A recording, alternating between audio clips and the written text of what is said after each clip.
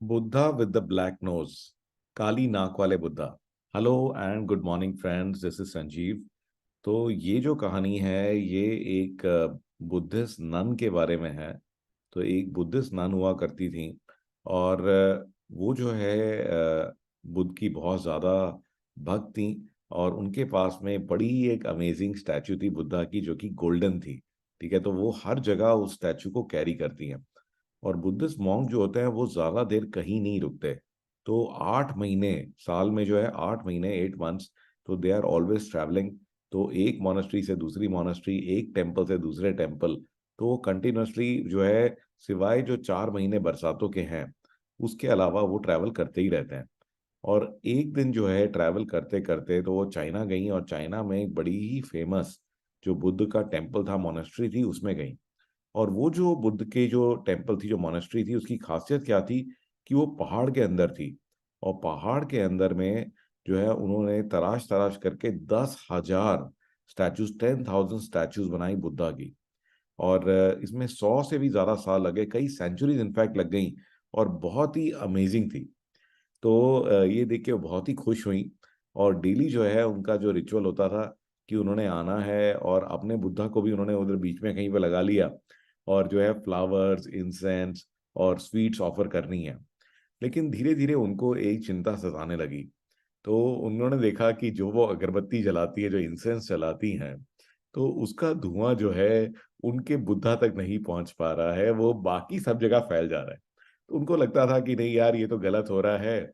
और जो मेरे बुद्धा है, ठीक है ना, वो तो गोल्डन है और बाकी सारे तो पत्थर के बुद्धा हैं।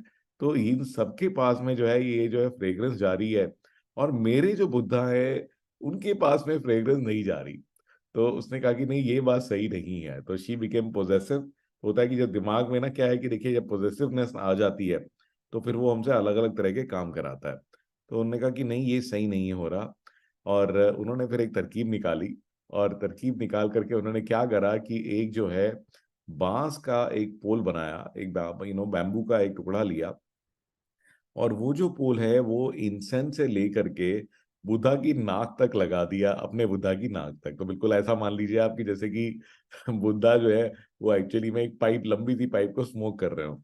और जो सारा का सारा अगरबत्ती का धुआं है वो बुद्धा की सीधा नाक तक जाने लगा। तो ये देख के वो बड़ी खुश हुई। और ऐसा चलता रहा, चलता रहा। और कुछ दिनों बाद जब उन्होंने उस पाइप को हटाया तो उन्होंने देखा कि उनका जो बुद्धा है उनकी नाक बिल्कुल काली हो गई। ये देख के तो और भी ज्यादा परेशान हुई कि मेरा इतना सुंदर बुद्धा और उसकी नाक बिल्कुल काली होगी, खराब हो गई। तो ये देख करके बड़ी स्ट्रेस थी। तो इमीडिएटली वो जो है, जो प्रीस्ट थे, बड़े प्रीस्ट थे, उनके पास गई और उन्होंने अपनी सारी कहानी बताई। तो प्रीस्ट ये सुन करके जोर से हंसे। वो कहते कि अरे आप तो कितनी बड़ी बेवकूफी कर रहे हो आप, कि ये तो आप नन हो और आप बुद्ध के डिसाइपल हो। तो आपको समझना चाहिए कि ये स्टैचू, आपकी स्टैचू हो या पत्थर की स्टैचू, ये है तो एक ही आदमी की। आपको इससे क्या फर्क पड़ता है कि ये धुआं किसको जा रहा है, या ये जो खुशबू जो है ये किसको जा रही है। तो ये सब तो एक ही है। तो आपने बहुत बड़ी मिस्टेक करी, तो आप बुद्ध के ज्ञान को समझ ही नहीं पाए। तो इसीलिए गाइस होता क्या है कि कई बार जो है हम लोग भी जो है बहुत ही पॉजिटिव है, जो भी हमारी चीजें हैं हम उनसे बहुत ही अटैच हो जाते हैं कि ये मेरा है, या ये मेरा बेटा है, या ये मेरा बच्चा है, या ये मेरी चीज है, ये मेरी गाड़ी है, या ये मेरा घर है। और ये ऐसा लगना चाहिए। और हम लोग क्या करते हैं कि इस ईर्ष्या में या इस पॉजिटिवनेस में हम लोग जो है दूसरों का मुंह काला कर देते हैं। तो हम उनको नीचा दिखाने की कोशिश करते हैं कि मैं ऊपर हूं, तुम नीचे हो। तो दैट इज द ट्रूथ।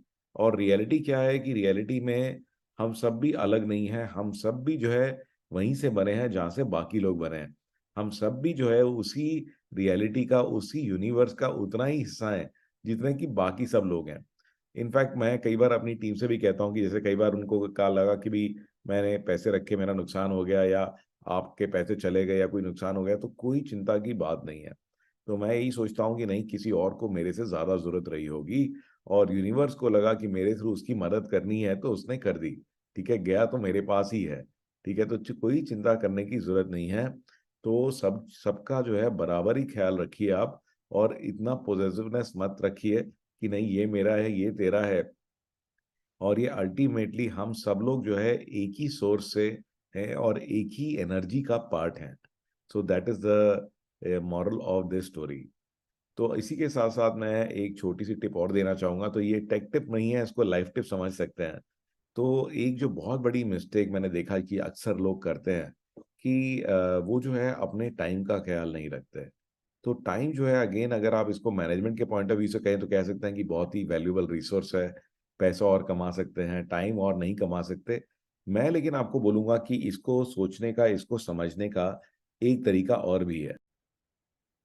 तो इमेजिन करें कि आज आपको जो है किसी नाटक में पार्टिसिपेट करना है, किसी ड्रामा में पार्टिसिपेट करना है। तो मेरा आपसे एक सवाल है कि क्या आप वहां पर बगैर तैयार किए कि क्या मेरी स्क्रिप्ट है, क्या मैं जाके करूंगा, क्या मेरे को परफॉर्मेंस देनी है, क्या आप वहां पे पहुंच जाएंगे बगैर तैयारी किए? बिल्कुल नहीं। एम आई राइट? तो आप 10 बार प्रैक्टिस करोगे, जाते जाते भी प्रैक्टिस करोगे, शुरू होने से पहले भी प्रैक्टिस करोगे। अगर आप इमेजिन करें कि ये जो आपका जीवन है, तो जो आज का दिन है, जो कल का दिन है, इस हफ्ता, ये पूरा महीना, ये भी एक तरह का स्टेज है। ठीक है ना? और इस स्टेज पे हम बगैर किसी तैयारी के आ जाते हैं। तो हम इधर आ जाते हैं, हम प्रकट हो जाते हैं और सीधा अपना जो मर्जी भरतनाट्यम करना शुरू कर देते हैं।